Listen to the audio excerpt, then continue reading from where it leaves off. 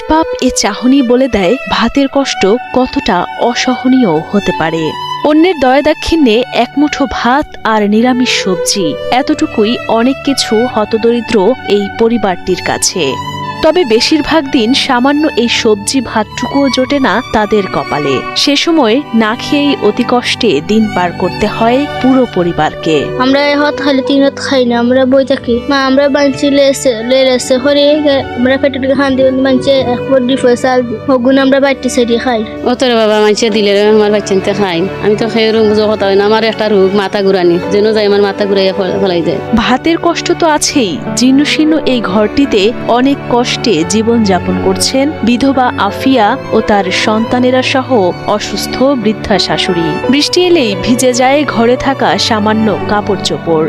একটি খাটেই কোনো রকমে রাত কাটে সবার। এভাবেই তাদের দিন চলে যায় আধপেটা খেয়ে, আর রাত কাটে নির্ঘুম ভয়ে।